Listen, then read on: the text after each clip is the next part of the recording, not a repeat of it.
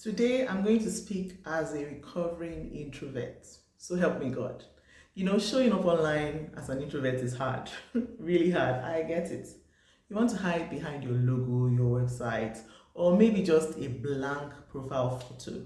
You want to stay in your safe zone where no one can judge you, no one can actually see you. And honestly, I was the same way.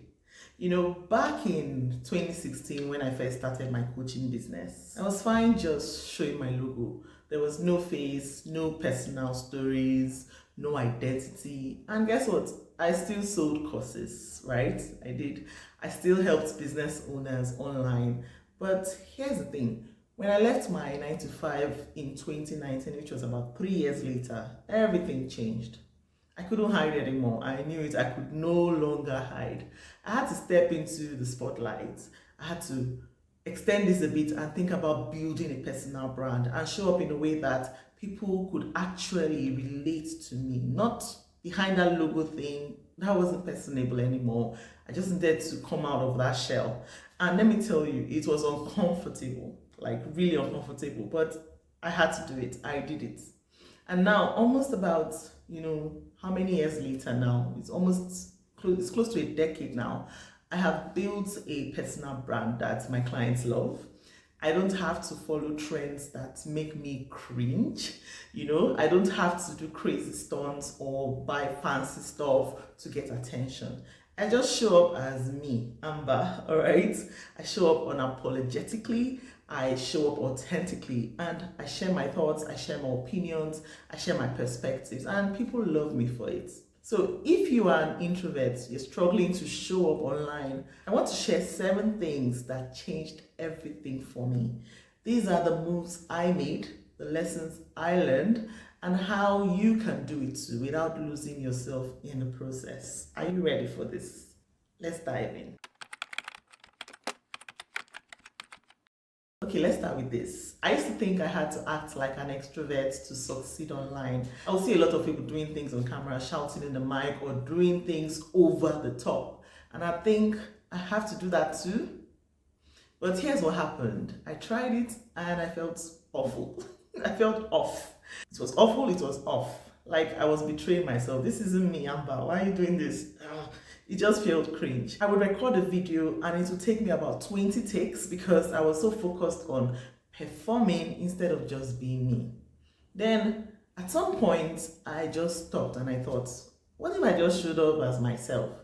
What if I just shared my thoughts in my own quiet, thoughtful way? And you know what? People responded. They said things like, I love how calm and real you are, Amber. I love how personable you are. I love how relatable you are, and all of that. They just kept on coming. And I found out these were people like me who were actually still who were introverted, also reserved, and they saw somebody like them and they felt like, oh, if she can do it, I can do it too. So here's my advice to you. Stop trying to be someone you're not. If you're quiet, be quiet. If you're thoughtful, be thoughtful. If you're awkward, feel free to be awkward, all right? The right people resonate with you, not the persona you're trying to create. 2, I started small and I built confidence over time.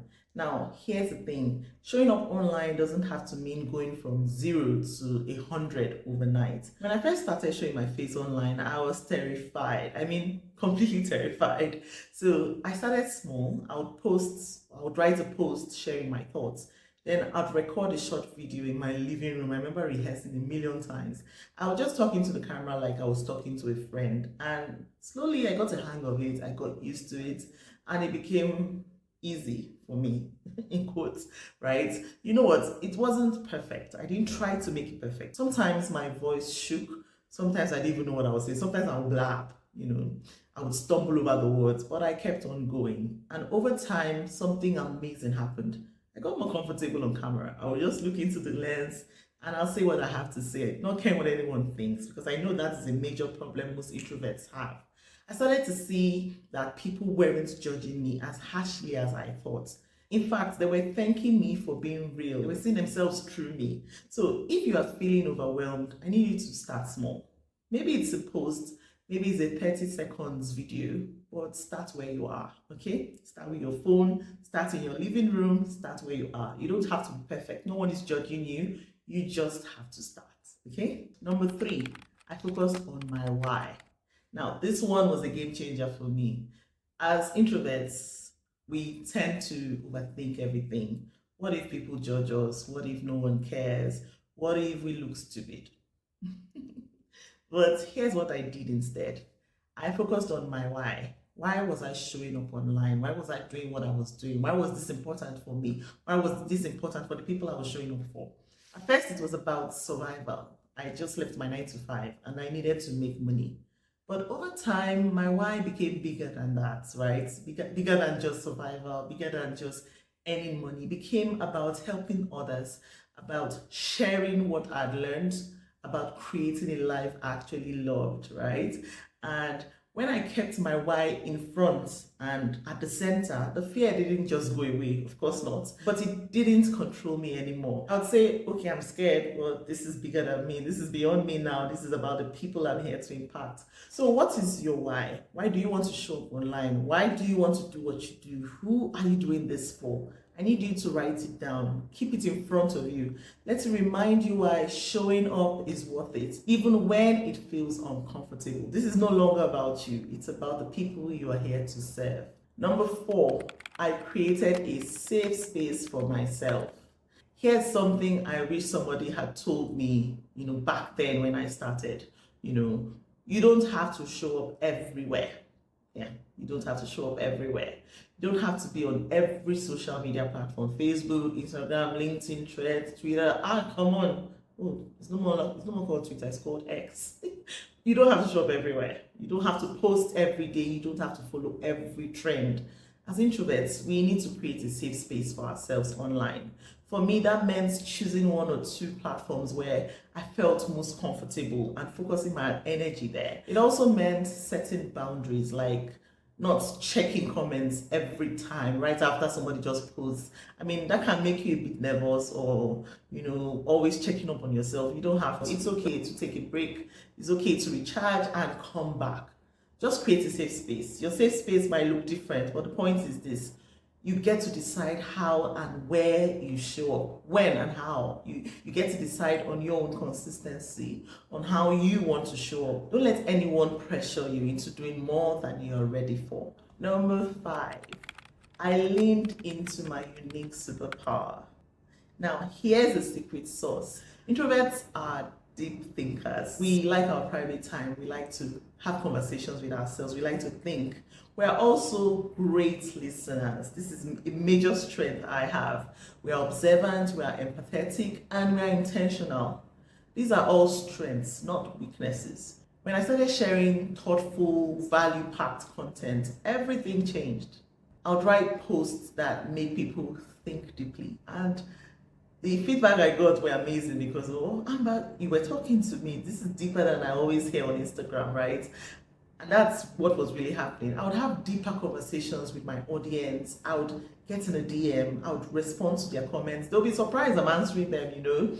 And they loved it. They loved that I was personable. They loved that I was relatable. This was just me. This was me being me. This was me listening to people because I knew what it felt like. And people loved me for it. So what is your superpower? How can you use it to connect with your audience in a way that feels true to you? You don't have to be me. You don't have to be somebody else. You just need to be you and be true to you. Lean into that superpower. It's your own secret weapon. Number 6, I embraced imperfection. Here's the truth. I'm not perfect. Never have been, never will be. And neither are you. And that's completely okay. When I first started showing up online, I wanted everything to be perfect. I know how I struggled with that thought. Like, can't I do it the way they do it? Can't I get this perfect? I'd spend hours editing a video or crafting a post. But you know what? Perfection is exhausting and it's not relatable. So I started embracing imperfection. I had to lean into myself like, hey, you're not perfect. You don't have to try to be perfect. No matter how hard you try, you can't attain perfection. So I just embraced imperfection. I'd post a video with a few ums and ahs. I would do pause recordings and I'll laugh in them, make mistakes and laugh right there without editing it. And even when I made posts, they would have typos and I wouldn't be so worried, like people would judge me based on that. And you know what happened? People connected with me even more. That was interesting. People connected with me even more. They would say, thank you for being real. Thank you for showing us that we can be imperfect and still do this. So I need you to let go of being perfect. Your imperfections are what makes you human and they are what makes you relatable. So just lean more into that and just be you. No one expects you to be perfect. No one is. And we are the final point. 7.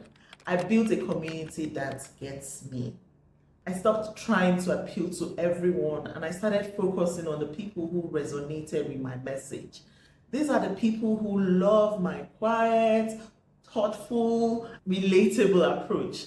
They are the ones who appreciate my depth and my honesty. And because of that, they just feel like I represent them, they represent me, we are a tribe.